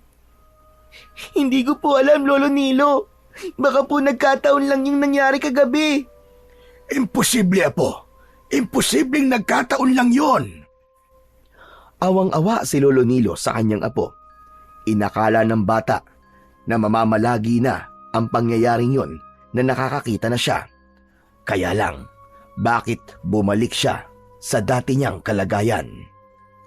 Samantala, dahil sa nangyari sa nakalipas na gabi, ay lalong nabahala ang mag-asawang Arsenio at Romina. Tila nagkaroon sila ng problema sa kanilang pinaplano dahil ramdam nila na may maaaring humadlang sa kanilang planong paghihiganti kay Lolo Nilo at ang magiging lunas sa kalagayan ng kanilang anak. Wala silang kaalam-alam na nakasalisi na naman ang kanilang anak na si Jiro. Nakalabas siya ng bahay na hindi nalalaman ng mag-asawa. Ang buong akala nila ay nasa loob ng kanyang kwarto ang bata. Dahil sa kalungkutang nararamdaman ng batang si Samboy, ay mag-isa itong umalis ng bahay at nagtungo sa kakahuyan. Hindi pa rin mawala sa isipan niya ang mga nangyari. Buong akala niya ay permanente na siyang makakakita. Pero naging pansamantala lamang pala. Malungkot na naupo si Samboy sa katawan ng isang putol na puno sa may kakahuyan. Wala roon ang kanyang kaibigang si Kiko dahil kapag ganung oras ay marami pa itong ginagawa sa bahay nila. Pero habang nag-iisang nakaupo sa lugar na yon si Samboy, ay nakaramdam siya ng ibang tao roon. Sapagkat batid niyang hindi yun ang kaibigan niya, kaya agad siyang nagtanong. Sino ka? Anong kailangan mo? Ako to, si Samboy. Ikaw? Oo, yung bago mong kaibigan na nagligtas sa'yo sa tuklaw ng ahas. Salamat, nandito ka uli. Ay teka, bago ko makalimutan. Ano nga palang pangalan mo? Pasensya ka na, hindi ko pa kasi alam eh. Hindi mo kasi ako sinagot nung tanungin kita eh. Umalis ka kasi kagad. Ako si Jiro. Kumusta ka, Jiro? Okay lang. Teka. Okay lang ba talaga sa'yo na maging magkaibigan tayo, Samboy? Oo naman. Kahit ganito ako? Bakit? Mukhang mabait ka naman ah. Hindi mo kasi ako nakikita kaya ganyan ang sinasabi mo eh. Mukha ako mabait. Pero kapag nakita mo ang itsura ko, baka matakot ka sa akin. Ba't naman ako matatakot sa'yo? Saka sa pakikipagkaibigan, hindi naman mahalaga ang itsura, di ba? Basta mabait, okay na sa akin yun. Ganun? Salamat, Samboy ah. Ikaw ba, Jiro? Ayos lang ba sa'yo na maging kaibigan ng kagaya kong bulag? Oo naman, ayos na ayos sa akin yun. Kahit ano pa ang kapintasan mo, basta mabait ka. Gusto ko rin maging kaibigan ka. Salamat naman kung ganon, Jiro. Samboy, gusto mo ba mamasyal tayong dalawa? Maglakad-lakad tayo. Wag na, baka mahirapan ka lang eh. Kasi nga mabagal ako maglakad. Okay lang yun, Samboy. Tutulungan naman kita eh. Aakayin kita. Talaga? Oo. O ano, tara na. Humawa ka sa braso ko ah, para di ka mahirapang maglakad. Magkahawak kamay pa ang dalawang bata habang naglalakad. Gumala at umikot sila sa may kakahuyan. Masaya sila at ikinikwento pa ni Jiro ang mga nakikita nila habang naglalakad. Gustong-gusto naman yun ni Samboy dahil parang nakikita na rin niya ang kanilang dinadaanan. Ilang oras din na magkasamang naglalakad-lakad ang dalawang bata. Kaya na maghiwalay sila at bumalik na sa kani-kanilang bahay ay nasa mukha nila ang ngiti at kasiyahan. Napansin yun ng kanyang lolo Nilo. Aba, masaya yata ang apo ko ngayon. Saan ka ba galing ha? Sa may kakahuyan po, lolo. Tapos pumasyal po kami ng kaibigan ko. Sinamahan niya po ako maglakad-lakad. Si Kiko ba? Hindi po. Si Jiro po. Bago ko pong kaibigan. Naikwento ko na po siya sa inyo, lolo. Siya po yung tumulong po sa akin na merong ahas po na gustong tumuklaw sa akin. Ah, oo nga pala. Talagang ang napakabait ng kaibigan mong yun. Opo, lolo. Sobrang bait po niya. Kaya lang sabi niya, wala po siyang ganong kaibigan. Kasi nga po, kinakatakutan daw po siya ng ibang bata. Ano ka mo? Abay bakit naman? Dahil daw po sa itsura niya. Baka may diferensya sa mukha kaya ganon. Pero ang mahalaga naman ay mabait siya kahit ano pa ang kanyang itsura. Opo, lolo. Yun din nga po ang sinabi ko sa kanya kanina. Sa bahay naman ni Jiro ay nadiskubri ng kanyang ina na umalis siya. Kaya muli ay napagalitan na naman ang bata. Sinuway mo na naman ang bili namin sa'yo ng ama mo, Jiro. Ina, pumasyal lang po ako. Tapos nagkita po kami ng kaibigan ko. Anong sinabi mo? May kaibigan ka? Kwan po. Yung kaibigan kong ibon dun po sa kahuyan. Huwag mo akong pinaglololo kong bata ka, ha? May naging kaibigan ka? Opo, ina. Pero wag na po kayo magalit. Kasi po mabait naman po si Samboy eh. At hindi po siya natatakot sa akin. Tanggap po niya kung ano po ang itsura ko. Totoo ba at sinasabi mo? Opo, ina. Hindi po katulad ng ibang bata si Samboy. Kaya nga po, naging magkaibigan po kami. Abay, salamat naman. At may batang tumanggap sa'yo at nakipagkaibigan. Kaya nga po masayang-masaya po ako, ina eh. Kasi po, ngayon lang po ako nagkaroon ng kaibigan. Nabakas ni Romina sa mukha ng anak ang kasiyahan. Ayaw niyang mawala ang kasiyahang nararamdaman ng kanyang anak. kaya hinayaan na lang niya. Isa sa ipinagkait nila sa anak ang magkaroon ng pagkakataong makipaglaro at magkaroon ng kaibigan. Subalit sa pagkakataong yon ay hindi na muna niya pakikialaman. Mas mahalagang makitang masaya ang kanyang anak. Muling sumapit na naman ang gabi. Nagulat si Lolo Nilo na noon ay may ginagawa sa kusina sa pagsigaw ng kanyang apo, kaya nagmamadali itong pumunta sa bata. Apo! Apo, bakit ka sumisigaw? Ano nangyari sa'yo? Lolo! Lolo, tingnan mo! Tingnan mo! Kaya ko po lumakad ng mabilis at hindi ko po kailangan kumapa ka pa! Aba, oo nga Ibig sabihin, nakakakita ka na uli. Kaya nga po, Lolo Nilo. Kanina maliwanag pa at meron pang araw, hindi po ako makakita. Pero nang dumilim na po, nakakakita na po uli ako. Teka, kung ganun, yun ang bisa sa'yo ng mutya ng kwago. Mananatili kang hindi nakakakita kapag may araw pa. Pero kapag sapit ng gabi at madilim na, nagiging maliwanag na ang paningin mo at nakakakita ka. Ganun na nga po, Lolo Nilo. Tama. Tama nga pala. Dahil yun ang katangian ng ibong kwago. Hirap silang makakita kapag may araw. Pero kapag sa gabi, nagiging malinaw ang kanilang paningin. Ang galing naman po, Lolo. Nakakakita po ako sa gabi. Kaya pala nakita mo mga aswang na nagtungo dito sa bahay natin. Kaya kung sakaling bumalik po sila dito, Lolo, matutulungan ko po kayo para harapin ang mga kampo ng kadiliman na yon. Dapat tayo maganda, Apo. Dahil anumang oras sa gabi ay maaaring magbalik ang mga nakakatakot na nilalang na yon.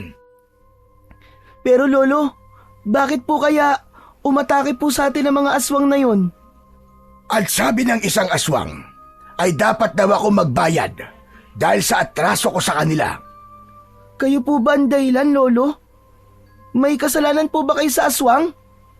Yun ang sinabi niya. Pero wala ko matandaan na may aswang ako nakaengkwentro o taong ginawan na masama. Kaya nga ako'y nagtataka. Dapat ay maging handa na lamang po tayo, Lolo Nilo. Tama ka, Apo. Kaya ang mutya ng kwago, wag na wag mong aalisin yan sa katawan mo, Apo. Kailangan natin yan. Dahil may malaking maitutulong yan sa atin. Lalo na kapag biglang umatake dito sa atin ang mga aswang. Sapagkat ang tungkol sa mutya ng kwago ay naging mungkahi ni Aling Betty. Kaya hindi sinarili ni Lolo Nilo ang natuklasan niyang bisa nun na naging epektibo sa kondisyon ng apo. Masayang ibinalita ng matandang lalaki ang tungkol sa mutya kay Aling Betty. Di tama nga pala ang mga sinuno ko. Oo, Betty, tama nga sila. Kaya malaking tulong yun sa aking apo. Tsak naman masayang-masaya ngayon si Samboy. Tama ka. Dahil natupad na ang matagal na niyang pangarap na makakita. Kahit kapag gabi lang yon. Pero ang importante ay magkakaroon na siya ng pagkakataong makakita. Kaya maraming salamat sa iyo, Betty. Salamat lang ba? Aba, bakit? May iba ka pa bang gusto bukod sa pasasalamat? Wag. Oh, ano nangyayari sa iyo? At nanunuli sa mga nguso mo? May masakit ba sa nguso mo? Ang higa namang umintindi ng gurang na ito. May sinasabi ka ba, Betty? May binubulong ka yata. Wag. Nakakainis ka. Ang manhid mo. Buisit! Diyan ka nga matanda ka. Manhid! Mahina ang pakiramdam. Ano nangyari sa matandang yon? Nag-walk out na. Tinatanong ka lang naman kung bakit nanunulis ang nguso niya Nagalit ka agad. At manhid daw ako. Teka, baka gusto ng ulam na ginataang suso. Hindi bale. Sa susunod na araw ay magluluto ako ng ginataang suso at bibigyan ko siya. Baka trip niyang sumipsip ng suso na ginataan. Samantala, dahil sa naging kabiguan ng mag-asawang Arsenio at Romina para gantihan at kunin si Lolo Nilo, ay minsan pang nagplano ang dalawa. Babalik tayo sa bahay na matandang yun, Romina. Kaya nga lang, malakas at hindi pangkaraniwan ng bagay na kumukontra sa atin. Tama ka. Naramdaman ko rin yun. Hindi umubran lakas natin bilang aswang kubot at aswang abwak para makaganti sa matandang yon. Kailangan natin makiusap sa espiritu ng pinuno ng mga aswang para dagdagan tayo ng lakas. Tama ka, Arsenio. Dahil kung hindi tayo makakaganti sa Nilo na yon at di natin makukuha ang dugo niya, baka mas malaking pinsala ang gawin niya sa ating lahi. Kaya nga hindi tayo dapat mag-aksaya ng panahon, Romina. Sa susunod na araw at pagbilog ng buwan, yun na rin ang tamang sandali upang lumapit tayo sa pinunong aswang para sa ating kahilingan. Kaya ng mga sumunod na gabi ay naghanda ang mag-asawa. Sa isang madilim na bahagi ng kanilang bahay ay gumawa sila ng isang ritual. Lalapit sila sa espiritu ng pinuno ng mga aswang para palakasin ang kanilang taglay na kapangyarihan at lakas laban sa enerhiyang nararamdaman nila nang magtungo sila sa bahay ni Lolo Nilo. Hindi yun kinakaya ng kanilang lakas. Ang tinutukoy ng mag-asawang aswang ay ang bisa na ipinaparamdam sa kanila ng mutya ng ibong kwago. Nagagawa nitong higitan ang lakas na taglay ng mag-asawang aswang. Hindi naman nabigo ang mag-asawa sa kanilang kahilingan sa espiritu ng pinuno ng mga aswang. Tinugon nun at ipinagkaloob ang kanilang nais. Kaya kasiyahan ang idinulot nun sa kanila. Ngayon, handa na tayo para humarap uli sa Antingero. Ramdam na ramdam ko ang bagong lakas at karagdagang bisa ng ating kapangyarihan, Arsenio. Kaya alam kong hindi na tayo mabibigo pa, Romina. May paghihiganti ko na ang sinapit ng aking mga ninuno. At matutupad na rin ang inaasam-asam natin para sa anak nating si Jiro. Kaya sa susunod na gabi ay lalakad tayo para sa ating tagumpay. Ang ginawang ritual at mga pag-uusap ni na Arsenio at Romina ay hindi nila naikubli sa anak na si Jiro. Nakita nito ang lahat ng kanilang ikinilos at pinag-usapan, kaya naging palaisipan yon sa bata. Merong balak gawin sina ina at ama. Saka ano ba yung sinasabi nila na para daw sa akin? Di kaya yun ang pangako nila na gagawa sila ng paraan para mawala ang nakakatakot kong itsura? Isa sa inaasam at naipangako ng mga magulang ng bata na mawala ang sumpang nakakatakot nitong anyo. Tanging dugo ng Antingero ang makakapagpabago nun. Kaya nga, ginagawa ng mga magulang ni Jiro ang lahat ng paraan. Dahil sa bisa ng mutya ng ibong kwago, nagagawang makakita ni Samboy kapag gabi. Kaya ang pagsapit ng dilim ang laging inaabangan ng bata. Ipinagyabang pa niya yon sa kanyang kaibigang si Kiko na ginulat niya minsan dahil gabing-gabi ay pumasyal siya sa bahay ng kaibigan. Aba, sandali lang. Nakarating ka mag-isa dito sa bahay namin. Tapos gabi pa, Samboy. Ang astig mo naman. Oh, anong tinatawa-tawa mo dyan, Samboy? Nakaka-bad trip ka, ha? Pinagtatawalan mo ako, lakas mo mag-trip, ha? Kasi ganyan pala ang itsura mo. Ano? Anong ganyan ang itsura? Bakit? Gwapo ba ako? Gwapo sana. Kaya lang, yung kagwapuan mo na traffic. Hindi umabot sa totoong gwapo. Teka nga. Tama ba ako? Nakakakita ka, ha, best friend? Oo nga. Kaya nga sabi ko sa'yo yung kagwapuan mo na traffic. Dahil nakikita ko na. Aba, teka. Paano nangyari yun na nakakakita ka na? Amazing! Amazing ka pa dyan. Huwag mo nang alamin. Sa akin na lang yun. Pero sa gabi lang ako nakakakita. Kapag araw, bulag pa rin ako. Ayos lang yun, Samboy. Ano ka ba? Ang mahalaga, nakakakita ka kahit gabi. Kung sa bagay, tama ka. Kung ganun, pwede tayo maglaro ng tagu-taguan yan. Kasi nakakakita ka ni. Masarap nga maglaro ng tagu-taguan kung gabi. Saka na lang, Kiko. Nagpunta lang ako dito sa inyo para ipaalam na nakakakita na ako. O sige, uuwi na muna ako kasi hindi alam ni Lolo Nilo na umalis ako ng bahay O sige, sige. Basta, yung promise mo sa susunod, maglalaro tayo ng tagu-taguan Oo, promise. Tapos, isasali natin ang bago kong kaibigan para makalaro din natin si Jiro. O sige, ayos lang naman para maging kaibigan ko na rin siya. Umalis na ng bahay ni Kiko si Samboy. Nagbalik na siya sa kanilang bahay. Kaya lang, nang papauwi na siya, ay naramdaman niyang may mga kasama sa loob ng bahay ang kanyang lolo Nilo at tila nagkakaroon ng pagtatalo. Hindi muna siya pumasok ng bahay, kundi nakiramdam at sinilip ang nagaganap sa loob. Nanlaki ang mga mata ng bata nang makita ang kasama ng kanyang lolo sa loob ng bahay. Nagbalik na naman kayo! Kayo pala ang aswang na umatake dito sa amin! Oo, kami ngayon. Nagbalik kami dahil hindi pa kami tapos sa'yo, tanda! Nasabi namin na babalikan ka para singilin. Ano bang utang ko sa inyo? Napakahusay mo talaga magkunwari, tanda. Pero pasensya na, hindi ko bibili ng pagkukunwari mo. Hindi ako nagkukunwari dahil wala akong maalala na may ginawa akong masama sa kapwa ko para umabot sa ganito ang lahat na paghihigantihan ako. Buhay ang inutang mo, tanda. Buhay. Wala akong buhay na inuutang. Wala akong pinatay. Tama na yan at itigil mo na ang pagpapanggap mo na inosente ka at wala kang alam. Ang kailangan ngayon ay sumama ka sa amin. Kaya wala ka ng kawala. Hindi mo rin magagamit ang taglay mong anting-anting dahil mas malakas ang bisa ng kapangyarihan namin ngayon.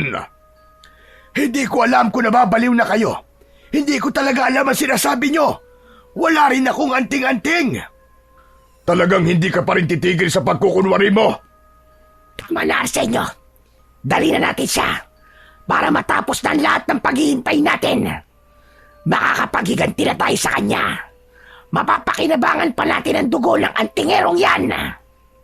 Hinawakan ng maigpit ni Arsenio ang matandang lalaki at tinalian ito ni Romina. Ano bang ginagawa niyo sa akin? Bakit niyo ko'y ginagapos? At saan niyo akong dadalhin? Tumahimik ka na lamang, tanda. Malalaman mo rin mamaya.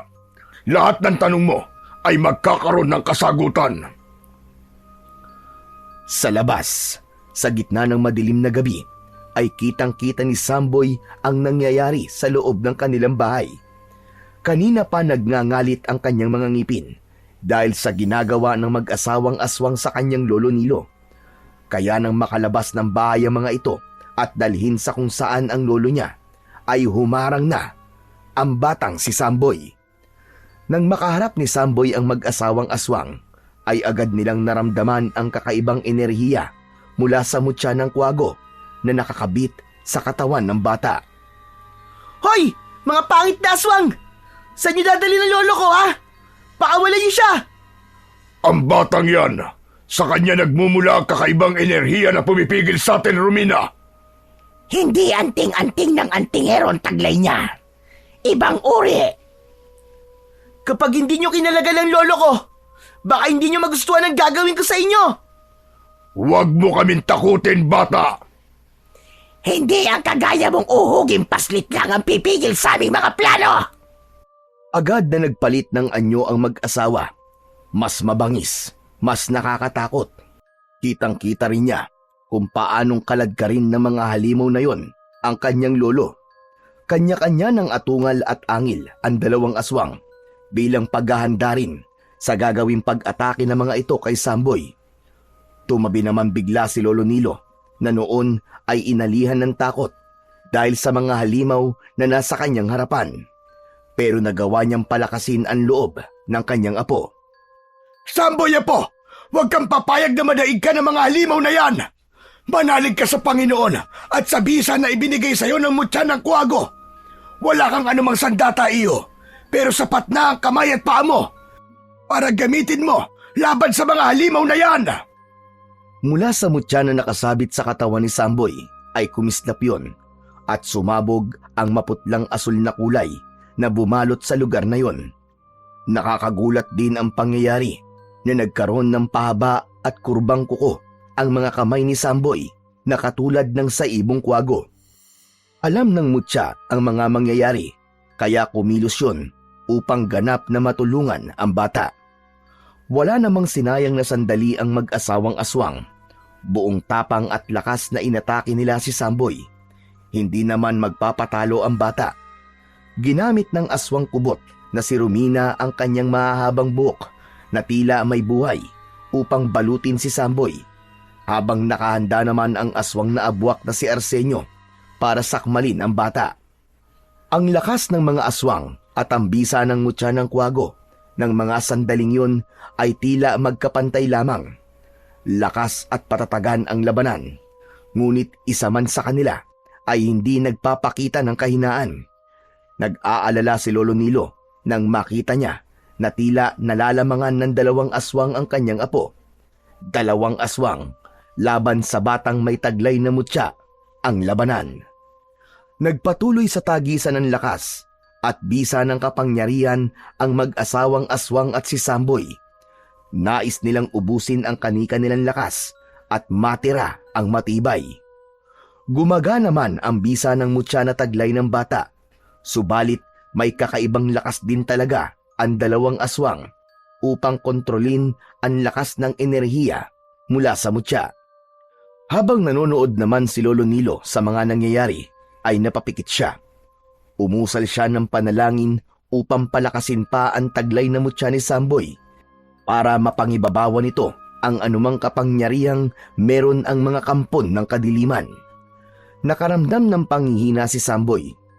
Subalit bago pa siya ganap na manghina dahil sa nakapalupot na buhok ng kubot sa kanyang katawan, ay isang malakas na sigaw ang pumailan lang. Tama na yan, Ama! Ina! Huwag mo saktan ang kaibigan ko! Gulat at naagaw ng malakas na sigaw ni Jiro ang ginagawa ng 2 aswang. Hindi maaari! Ang anak natin, Romina! Bakit nandito siya? Ina!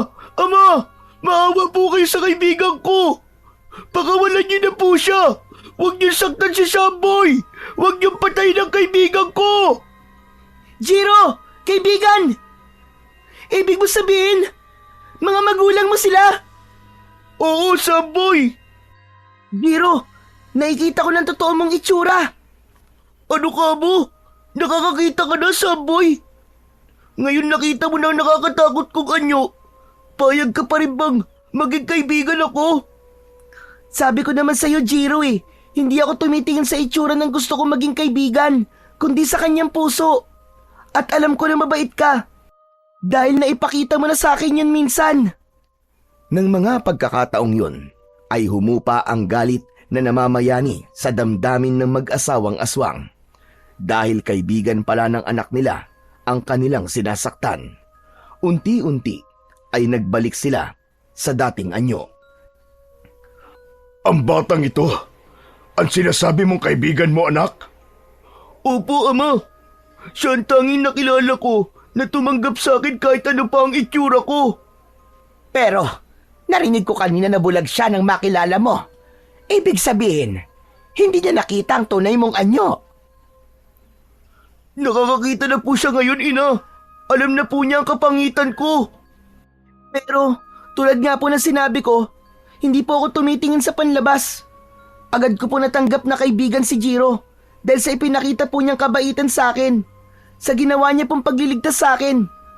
At ngayon po, muli po akong iniligtas ni Jiro. Dahil hindi ko hahayaan na mapahamak ka, Samboy. Sabi ko nga sa'yo, ikaw lang ang nag-iisa kong kaibigan.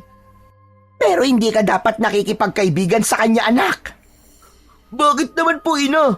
Mabait naman po si Samboy, Anak, nasa dugo ng batang kaibigan mo ang antingerong may malaking atraso sa ating mga ninuno. Nakialam na sa usapang yon si Lolo Nilo na kanina pa nakikinig.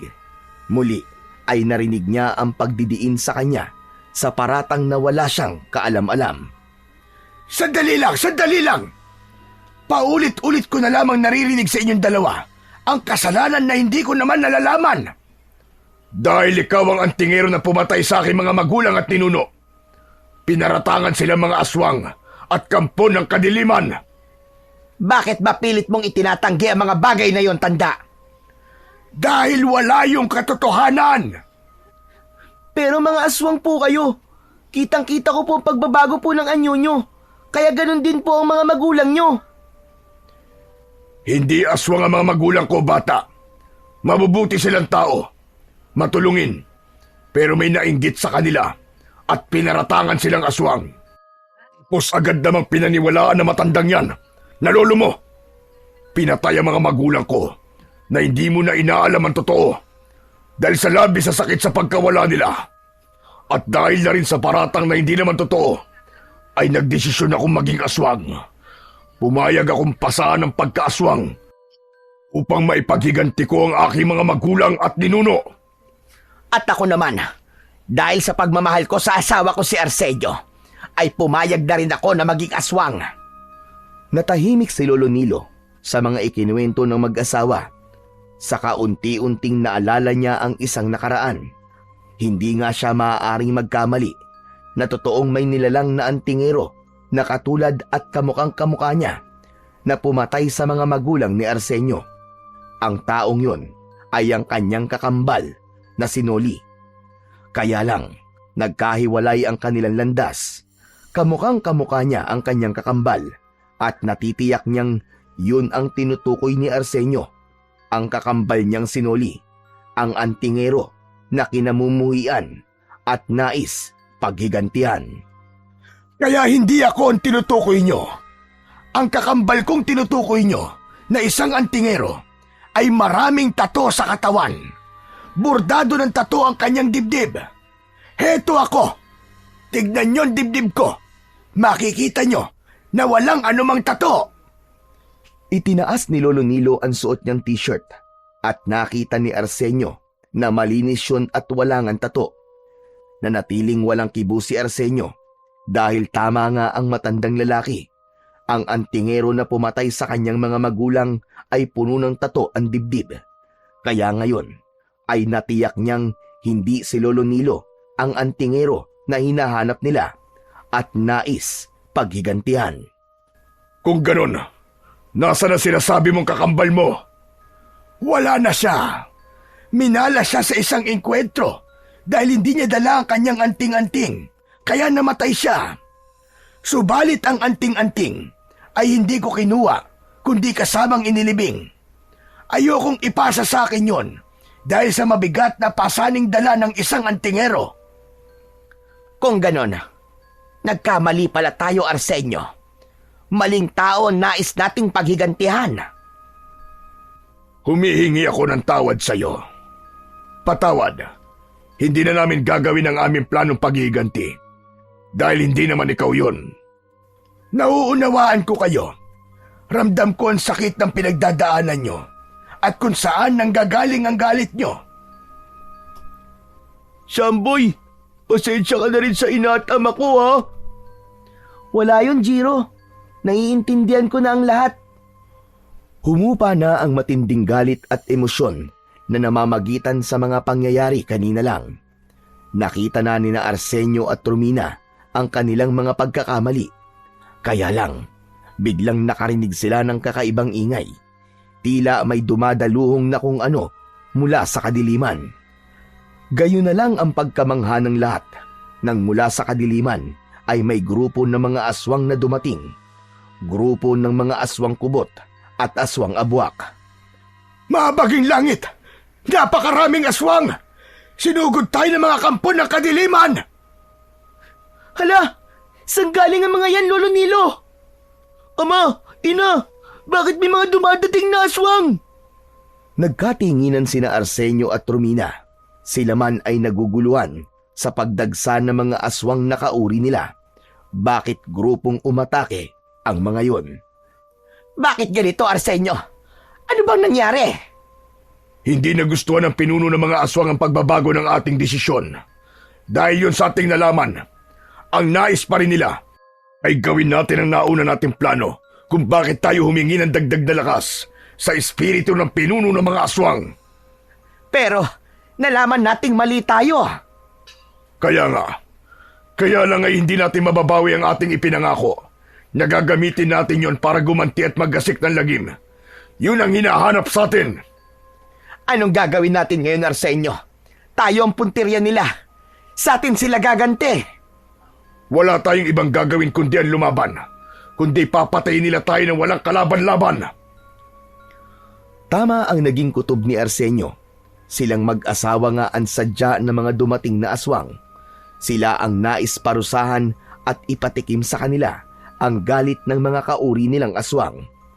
Dahil sa pagbabago ng kanilang desisyon, kaya wala silang nagawa kundi ang lumaban. Nakita naman ni Jiro ang pag-atake ng mga dumating na aswang sa kanyang mga magulang. Tama na yan! Huwag niyong patayin sila ina at ama! Maawa kayo sa kanila! Jiro! Ako naman ngayon ang tutulong sa'yo. Ako ang bahala sa mga magulang mo. Ako ang haharap sa mga aswang na yan. Apo! Mag-iingat ka! Nagmamadaling kumilos si Samboy. Batid niya na ang tanging maaasahan niya ay ang mutya ng kwago na kanyang taglay. Kaya kinuha niya yon at itinaas. Lumikha ng liwanag na tila asul. Dahil sa liwanag na yon, ay tila nahirapang makakita ang mga aswang na umatake sa mag-asawa. Nangangapa sila at wari walang makita. Tila binulag ng liwanag ang mga mata ng aswang. Kaya sila ang naglaban at umatake sa kapwa aswang. Silang mga aswang ang nagpatayan at nagkagatan. Agad namang pinuntahan ni Jiro ang kanyang ina at ama upang ilayo sa mga aswang na inaatake ang isa't isa. Matindi ang sagupa ang nangyari hanggang pare-pareho silang tumimbuang na sugatan, kaya halos bumaha ng dugo sa lugar na yon. Nang ganap nang pumayapa ang mga pangyayari, ay naiwang buhay ang maglolong Nilo at Samboy, maging ang pamilya ni na Arsenio. Walang masamang nangyari sa kanila. Tapos na! Wala na ang mga salot na aswang! Minsan po, ay pinatunayan po ng mutya ang kanyang bisa para iligtas po tayo, Lolo Nilo. Hindi pa rin ako makapaniwala sa mga pangyayari. Paano na tayo ngayon yan, Arsenio? Hindi tayo napatay ng mga kauri natin. Pero natitiyak ko na may ibang hahanap sa atin. Sagot ko po kayo. Huwag po kayo mag-alala. Tutulungan at poprotektahan ko po kayo. Ina, ama, ayoko po maging katulad nila. Ayoko po maging aswang. Anak, tama ka. Kami man ang iyong ina ay nais ng iwan ng pagiging aswang. Pero hindi ko alam kung paano. Ang mutya ng kwago, marami siyang magagawa. Posibleng kaya niyang alisin ang espiritu ng kasamaan na nasa inyong pagkatao. Sana nga po, para makapamuhay na po kami ng normal katulad nyo. Dahil mahirap maging aswang, kaya nagsisisi na po kami sa aming maling desisyon. Patawad din sa'yo, anak, dahil hindi na namin magagawang baguhin pa ang itsura mo. Dahil sa maling paraan na itinuro sa amin upang gawin yon. Ayaw na namin maging masama pa, anak. Okay na po ako sa aking itsura, ina. Saka kahit ganito po ako, ay alam kong magkakaroon pa rin po ako ng mabait at totoong kaibigan. Siyempre naman, Jiro. Sabi ko nga sa'yo, hindi lahat tumitingin sa itsura, kundi sa ganda ng puso. Kaya ako, mananatili akong kaibigan mo. Lumipas pa ang mga buwan bago ganap na nawala ang pagiging aswang at pagiging alipin ng kadiliman ang pagkatao ni na Arsenio at Romina. Dahil yun sa mutya ng ibong kwago na hindi mabilang ang kakayahang taglay para makatulong at baguhin ang kapalaran ng isang tao upang mas maging mabuti. Sa ating mga buhay ay may nagagawa tayong mga maling desisyon. Subalit ang mahalaga ay ang hangarin natin na itama ito at talikuran upang makamit ang kagustuhang mabuhay ng may kapayapaan sa puso at katahimikan ng ating isipan.